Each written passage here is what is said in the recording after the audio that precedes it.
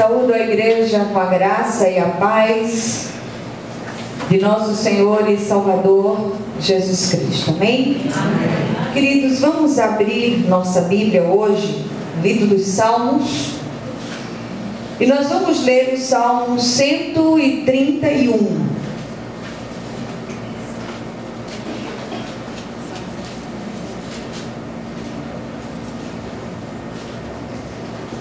Salmo 131.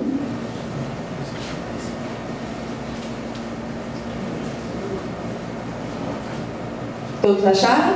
Amém. Amém. Então diz assim a palavra do Senhor: Senhor, não é soberbo o meu coração, nem altivo o meu olhar, não ando à procura de grandes coisas, nem de coisas maravilhosas demais para mim. Pelo contrário, fiz calar e sossegar a minha alma, como a criança desmamada se aquieta nos braços de sua mãe, como essa criança é a minha alma para comigo. Espera, ó Israel, no Senhor, desde agora e para sempre. Amém? Amém. Glória a Deus. Vamos orar mais uma vez. Querido Deus e Pai Celestial, nós te louvamos e bendizemos o teu santo nome. Rogamos a Ti que pelas misericórdias vivas de Jesus, o Senhor venha de um modo vivo falar ao nosso coração. Mas sobretudo, Senhor, nós queremos levantar um clamor nessa noite, para que nós aprendamos a descansar em Ti. Que as nossas inquietações, que as nossas ansiedades, que as nossas agonias interiores não permitam que nós nos afastemos de Ti. Que nós percamos a visão da glória de Deus. Por isso, Deus, em nome de Jesus, nós nos levantamos para repreender tudo aquilo que tem tentado roubar a paz do Teu povo. E que tudo isso seja lançado para longe de nós, em nome de Jesus. E nós aprendamos em Ti a descansar e esperar em Ti, em nome de Jesus. Amém? Amém. Queridos, nós temos nesses dias, desde o domingo passado, passamos 3 cultos pregando o livro de Hebreus. E uma das coisas principais que nós vimos durante esta semana foi a questão de nós principalmente pleitearmos as nossas próprias causas diante de Deus, não nos deixarmos assolar ou vencer por essas dificuldades que têm nos assolado. E nós falamos também da necessidade de nos esforçarmos para entrar no descanso de Deus.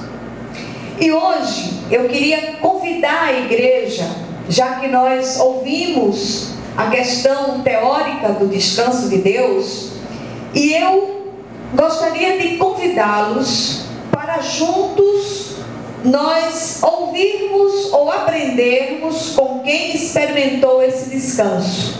Amém? Amém. Então eu queria partilhar com a igreja a experiência de Davi nesse descanso de Deus e desafiá-los a encontrar esse descanso, a experimentar esse descanso, para que nós tenhamos uma vida de abundância do ponto de vista espiritual. E eu quero repetir isso muitas vezes aqui. Eu não estou falando daquela prosperidade rasa, daquela prosperidade material, porque ela é fugaz, ela passa.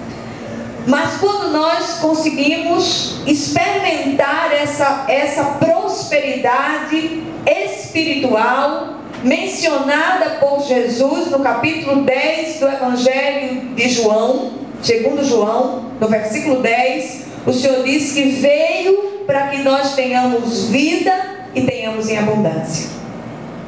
O ladrão, ele veio somente para roubar, matar e destruir. Mas Jesus diz: eu vim para que tenham vida e tenham vida em abundância. Amém? Então, este salmo é um salmo de autoria de Davi. E ele trata de uma das inúmeras experiências do rei salmista. Nesse texto, seu autor diz que é possível sim experimentarmos uma confiança absoluta em Deus, ao ponto de descansarmos em seus braços amorosos, mesmo em meio às dificuldades, mesmo em meio às assolações, mesmo em meio às investidas violentas do nosso adversário. O pastor, na sua oração, mencionou isso. Isso é algo que nós vamos enfrentar até o dia da segunda vinda de Jesus, até o dia em que Ele vier buscar a sua igreja. Nós estamos sujeitos a essas intempéries, tanto físicas como espirituais, mas quando nós aprendemos a nos refugiar em Deus, nós não vamos deixar de passar por essas coisas, mas passaremos e sairemos vencedores no nome de Jesus. Por isso eu proponho que aprendamos com quem experimentou o descanso de Deus, preparado por Ele para todos os que nele confiam verdadeiramente. Se nós parássemos aqui, fizéssemos uma enquete nesta noite e disséssemos: me digam quantos aqui têm descansado em Deus. Eu nem vou fazer isso porque eu sei que alguns poucos vão levantar as mãos. E a gente disse na semana passada: nós esperamos em Deus, mas não descansamos nele. Há sempre uma inquietação, há sempre uma agonia, há sempre um cansaço. E eu não sei se vocês sentem isso, mas muitas vezes nas nossas lutas mais intensas, eu, pelo menos, costumo dizer que sinto frio na alma.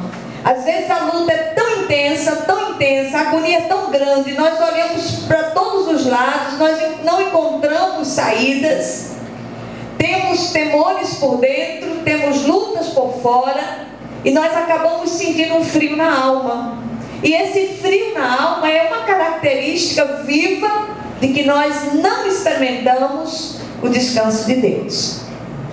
A humanidade hoje vive uma busca desenfreada por uma fórmula mágica para se livrar do estresse, para se livrar da ansiedade, que tem sido a mãe das mais diversas doenças emocionais e físicas. E nos meios cristãos, essa tendência também tem dado lugar a um sem número de ministérios oportunistas que caçam e aprisionam a alma do povo de Deus, ao invés de ensiná-lo a buscar refúgio no Senhor, a confiar nele e a descansar nele. Se você me perguntar qual o meu maior sonho de consumo, as pessoas costumam falar dos seus sonhos de consumo. Meu sonho de consumo é ver cada crente da minha geração experimentar esse descanso de Deus e não se deixar iludir ou ludibriar por promessas falsas de que se eles fizerem isso ou aquilo, eles vão se aquietar, eles vão descansar em Deus. Descanso de Deus é Cristo Jesus. Enquanto nós não aprendermos isso, aprendermos a buscar, aprendermos a orar, a clamar ao Senhor, nós não experimentaremos esse descanso. Amém? Ontem à noite eu fiquei um tempo enorme sozinha, porque minha cunhada passou mal e Malta foi com os meninos lá para o hospital, e eu fiquei em casa esperando que eles chegassem e tal e tal. E enquanto eles foram, eu separei aquele tempo para ficar ali sozinha na presença de Deus, aquele tempo de oração, aquele tempo de busca, aquele tempo de refrigério. Aquilo foi bom demais para mim. E ali eu vi o que é que Deus tem preparado para nós quando nas horas das agonias nós entramos com ousadia no Santo dos Santos, nós experimentamos aquele lugar de descanso, e foi um lugar de choro, foi um lugar de riso, foi um lugar de adoração, foi um momento precioso na presença de Deus. Então, queridos, Quando eu falo na questão complicada de muitos lugares e muitos ministérios oportunistas tentam caçar as almas do povo de Deus, eu não estou falando aqui da necessidade lícita de se buscar um profissional cada vez que se reconhece uma patologia. Mas eu estou falando do dia a dia com Jesus, do caminhar com Ele, desse ir e vir com Jesus, do deitar ao levantar. Cada momento da nossa vida, o Senhor precisa estar ali conosco, como nosso Senhor e como nosso Salvador. E Ele tendo o senhorio de cada área da nossa vida. E eu pergunto, será que existe uma fórmula mágica para nós vencermos a ansiedade, o desespero, a angústia, o estresse do dia a dia? A Bíblia afirma que essa fórmula existe. E ainda nos assegura que, na verdade, essa não é uma fórmula, mas uma pessoa chamada Jesus, o Cristo de Deus.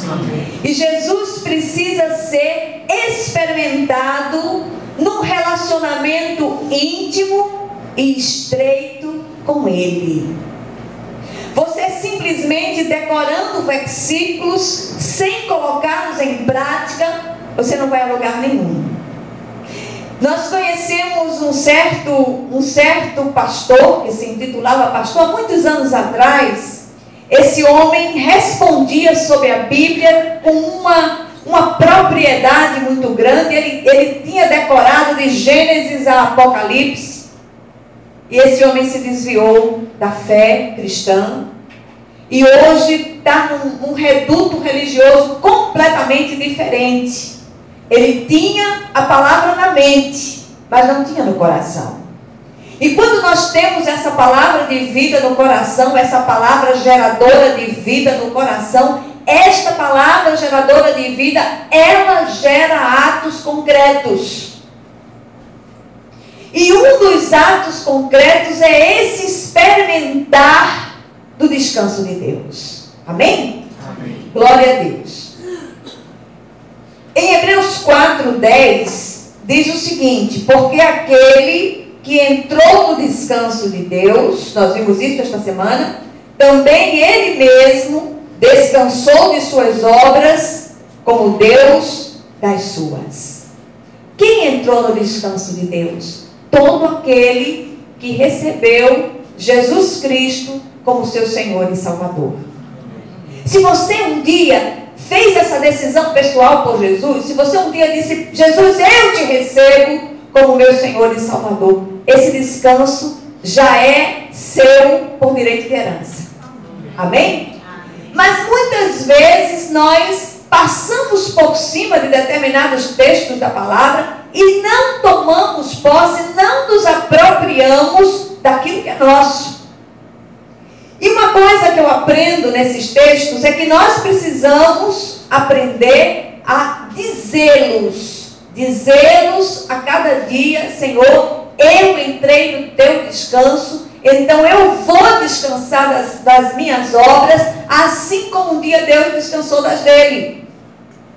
E o grande descanso de Deus, eu repito, é Jesus. Precisamos entender que quando Jesus é Senhor de nossas vidas, os problemas não vão desaparecer, mas nós vamos enfrentá-los sem desequilíbrio ou inquietação ou mesmo desespero. Ele é aquele que tem o controle soberano de tudo em suas mãos. Aí nós vamos para o profeta Isaías, capítulo 26, versículo 12, quando ele diz assim: Senhor, concede-nos a paz, porque todas as nossas obras tu as fazes por nós. Palavra do Senhor. Então vamos olhar para essa palavra com seriedade. Vamos olhar para essa palavra com a certeza que esta palavra é a verdade e a verdade é libertadora. O Senhor não só teve um plano maravilhoso de salvação para cada um de nós. Ele teve um plano de salvação e vida. Vida abundante.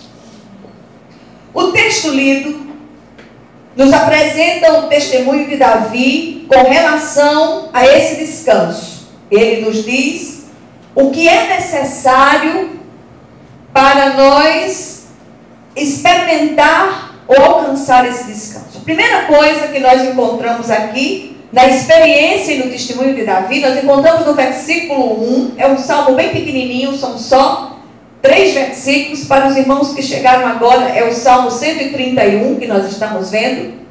Então, a primeira coisa que diz aqui o versículo 1 é: Senhor, não é soberbo o meu coração, nem altivo o meu olhar, não ando à procura de grandes coisas, nem de coisas maravilhosas demais para mim. Então, a primeira coisa que eu preciso para alcançar esse descanso é esvaziamento de mim mesmo. Amém?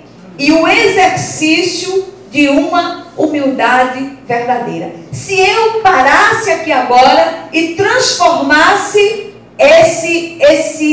essa afirmação de Davi numa pergunta, e eu fizesse esta pergunta ao meu coração: será que o meu coração é soberbo ou altivo? Será que o meu olhar tem se levantado para coisas que não edificam? Será que eu tenho andado à procura de grandes coisas e de coisas maravilhosas demais para mim? E eu queria que nós, nesse ponto da mensagem, nós parássemos um pouco e tentássemos pedir que o Espírito Santo ministrasse ao nosso coração nessa noite, e nós perguntássemos: Senhor, será que eu tenho sido soberbo? Meu coração tem sido soberbo? Meu olhar tem sido altivo? Será que eu tenho andado à procura de grandes coisas ou de coisas maravilhosas demais para mim?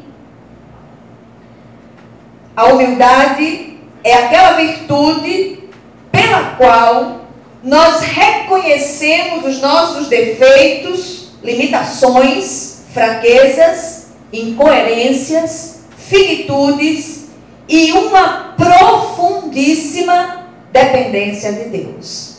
Enquanto a soberba é o agir independentemente da vontade dele, que visa a autoexaltação e o aplauso. Quantos de nós tem buscado aplauso? Muitas vezes você diz: não, eu estou fazendo isso para a glória de Deus. Mas lá no fundo, você está querendo aplauso, você está querendo reconhecimento. E quando nós olhamos para o livro do profeta Abacuque, nós vemos o profeta dizendo o seguinte: eis o soberbo, a sua alma não é reta nele, mas o meu justo viverá pela fé. Qual o propósito, qual o objetivo desse seu intento? O que é que você deseja com isso, com esse ministério, com isso que você está fazendo? Glorificar o nome do Senhor? Ou você deseja a sua própria glória e o seu próprio reconhecimento? Nós estamos falando aqui em descansar em Deus. A ansiedade, ela vem muito porque nós queremos isso, nós queremos aquilo. E o salmista aqui, ele chama a nossa atenção para algo que tem acontecido com cada um de nós. No passado, Davi havia experimentado o resultado de sua soberba ao levantar o censo de Israel para a sua glória. E seu pecado afetou uma nação inteira e morreram ali 70 mil. Através da humildade nós conseguimos reconhecer e confessar os pecados e nos preparamos para receber a ajuda e o conforto de Deus. Olha, é muito, muito bom quando nós vamos à presença de Deus e nós dizemos: Senhor, eu não sou nada. Eu não sei de nada, e tudo que eu sei, que eu posso, que eu tenho, é para louvor da tua glória. E que o Senhor me impeça cada vez que eu fizer algo, porque o Senhor é aquele que sonda mentes e corações. Que o Senhor possa barrar meus passos cada vez que eu tentar fazer algo para louvor da minha própria glória. Amém? Então aprendamos essa lição tão preciosa com Davi. Davi chegou a um momento de sua vida que olhou para trás e percebeu a inutilidade de tantas lutas para conquistar o que conquistou. E resolveu colocar-se diante do Senhor numa atitude de humildade e de entrega. O Senhor se agrada do abatido e contrito de espírito que treme da sua palavra. Uma coisa que eu tenho percebido muito nos últimos tempos é a falta de tremor diante da palavra de Deus. Há uma irreverência tão alardeada em relação à palavra de Deus, que muitas vezes as pessoas, a palavra está sendo ministrada e as pessoas estão brincando. Outro dia eu vi uma mensagem interessante de um pastor que estava pregando a respeito do arrebatamento da igreja, a respeito da grande tribulação que viria, e os irmãos começaram a rir lá atrás. E ele parou de repente o culto. Você está rindo por quê? Qual é a graça que tem nisso? Eu estou falando de juízo, eu estou falando de coisas espirituais. E ai daqueles que não entenderem aquilo que o Senhor está ministrando à igreja. Então nós precisamos tremer diante da palavra de Deus. Em Isaías 57:15 diz o seguinte: porque assim diz o alto, o sublime, que habita a eternidade, o qual tem o nome de santo. Habito no alto e santo lugar, mas habito também com o contrito e abatido de espírito, para vivificar o espírito dos abatidos e vivificar o coração dos contritos. Quebrante-se na presença de Deus. Chore na presença de Deus. Coloque seu rosto no pó e diga: Senhor, eu sou semelhante a esse pó. Eu não sou nada. E eu preciso que o Senhor me renove, que o Senhor me restaure, que o Senhor reviva aquilo que está amortecido no meu coração, que o Senhor renove o dom que há em mim pela imposição das suas próprias mãos, e que o seu nome em mim seja glorificado. O dia amanheceu, diga ao Senhor: envia-me a mim, eis-me aqui, envia-me a mim. Você não sabe muitas vezes as batalhas que você vai enfrentar naquele dia. Mas invariavelmente nós fazemos orações egoístas para satisfazer os desejos da nossa carne. Quantas vezes nós temos experimentado chegar na presença de Deus chorando e dizer: Deus, eu não sei o que me aguarda esse dia, mas eu me coloco à mercê do teu Espírito, fortalece as minhas forças, me enche da tua presença e me faz ser um canal, um instrumento vivo da tua graça, e me leva àquele lugar de descanso, àquele lugar sobrenatural de descanso, onde eu possa encontrar refrigério e graça para o meu coração. Eu queria fazer uma declaração aqui nessa noite. Declaração essa que cada um de nós devia fazer. Jesus, Ele é o meu Salvador, mas Ele é o Senhor da minha vida. Mas Ele não é só isso. Ele é refúgio, Ele é fortaleza, Ele é consolo presente na minha tribulação.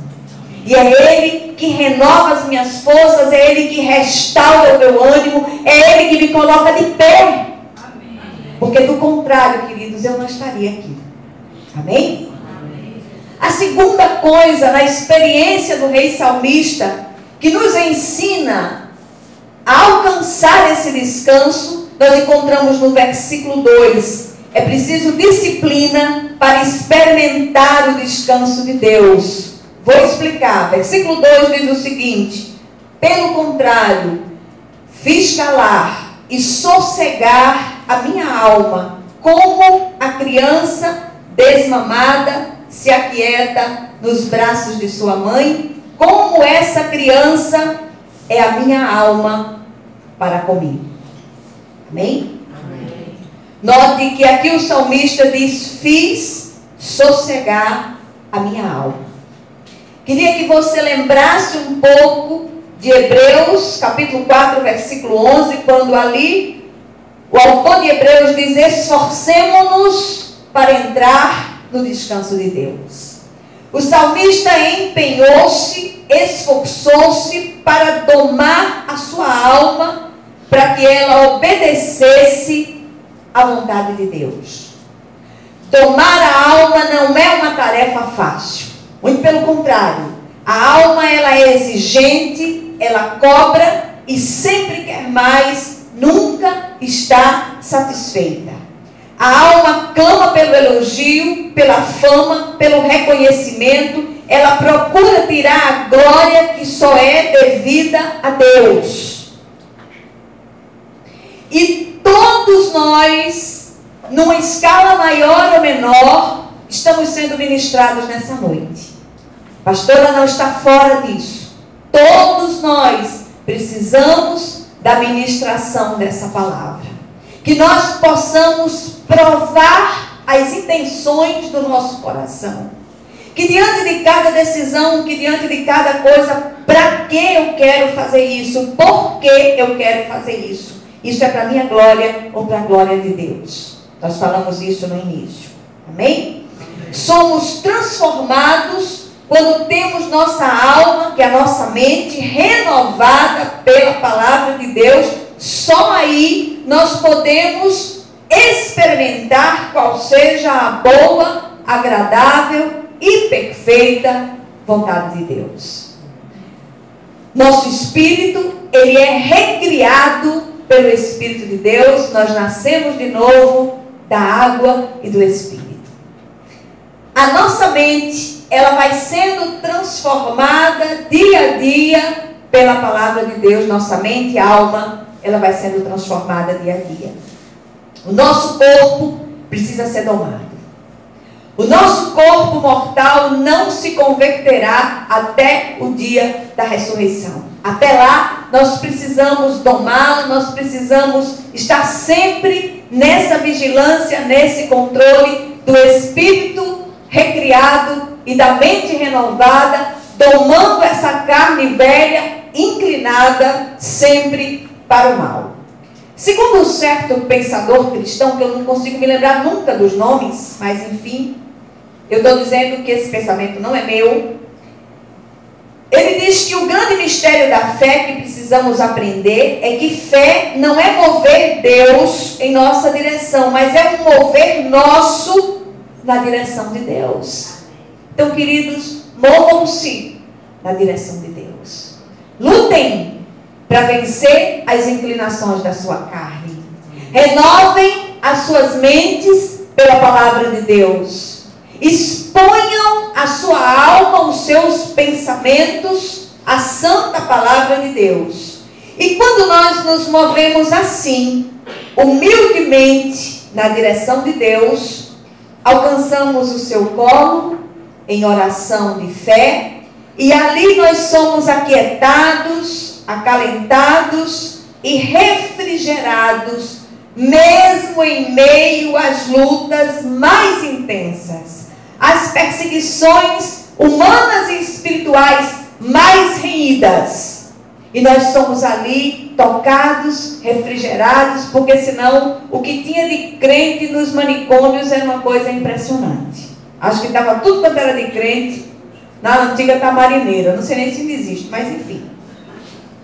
Então, como uma criança que chora e é consolada nos braços de sua mãe, assim somos nós nos braços do Pai. Agora, deixa eu dizer uma coisa, deixa eu trazer uma revelação para a igreja.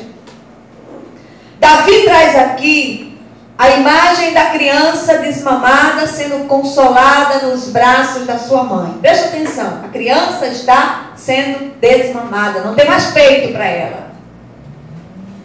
Ela vai se contentar com os braços amorosos da mãe envolvendo-a. E ela vai encontrar consolação porque ela vai aprender que cresceu. Ela não é mais um bebê, como muitos de nós não somos mais bebês espirituais. Nós estamos amadurecendo na graça e no conhecimento de Deus. Então, muitas vezes, nós precisamos entender que os braços do Pai são suficientes. Amém? Amém. Glória a Deus. A fé, quando exercida nesse nível, não tem complexidade, é assim simples como a fé de uma criança. Em Mateus 18, capítulo 3, Jesus diz assim: em verdade vos digo que se não vos converterdes e não vos tornardes como crianças, de modo algum entrareis no reino dos céus. Em outras palavras, o Senhor está dizendo que não desfrutaremos daquilo que é nosso por direito. O Senhor fala de plenitude, de vida abundante, que não é, em absoluto, ausência de problemas, mas uma quietude sobrenatural e confiante nos braços do Pai, mesmo em meio às piores tempestades. Eu gostaria de hoje desafiar a igreja a orar incessantemente, começando hoje, nesse dia, para experimentar esse descanso de Deus pela fé. E chamar a sua atenção para um fato principal nisso tudo que nós estamos falando. Se Davi conseguiu, tanto tempo antes da graça de Deus ser encarnada, nós também conseguiremos em nome da graça viva de Deus, chamada Jesus Cristo. Amém. Então é possível. Olha, o mundo, o diabo, a carne, vão fazer de tudo para você não experimentar esse descanso. Mas resista, lute, se esforce, e você entrará nesse descanso no nome de Jesus. Amém. Em terceiro lugar, Davi nos diz que é preciso também falar sobre isso. Fale sobre isso. Diga isso em oração. Versículo 3 diz: espera, ó Israel, no Senhor, desde agora e para sempre. O salmo lido, ele é um cântico de romagem. E os cânticos de romagens, eles eram entoados em todos os deslocamentos dos israelitas na direção de Jerusalém para as adorações. E também eram cantados nas tarefas diárias para que essas verdades não fossem esquecidas. E nós precisamos fazer a mesma coisa, proclamar sempre as verdades de Deus, porque crer e confessar é um princípio bíblico que precisa ser exercitado por nós. Muitos acham que o crer e confessar é apenas com relação à salvação, mas o crer e confessar também é aplicado às nossas vitórias. Aquilo que o Senhor tem prometido para nós na sua santa palavra. Assim como o pecado de Davi repercutiu negativamente sobre a nação do passado, a lição aprendida na vida espiritual particular de Davi teve uma aplicação na vida nacional do seu povo e tem alcançado todos, em todas as épocas, que creem e praticam a palavra de vida. Amém? Amém. Então, o que esse texto nos ensina hoje, nessa noite, depois de uma semana, quando nós falamos exaustivamente sobre esse assunto? Em primeiro lugar, pratique a humildade, reconhecendo as suas fraquezas, incoerências, inadequações e limitações. Renda-se à vontade soberana do Senhor. Cuidado com a soberba, ela é astuciosa e chega muitas vezes de uma forma sorrateira, disfarçada de outros sentimentos, mas que na verdade se trata de soberba. Essa soberba, ela é um agir independente da vontade de Deus. Segundo lugar, discipline a sua alma, procure domá-la para fazer a vontade do Senhor, confiando nele incondicionalmente. E lembre-se, olha, o descanso de Deus é uma pessoa chamada Jesus Cristo e só nele podemos esperar. Finalmente, compartilhe com os que estão à sua volta que o Senhor é Deus. Isso influenciará positivamente os que estão à sua volta. Amém? Glória a Deus. Queria pedir à igreja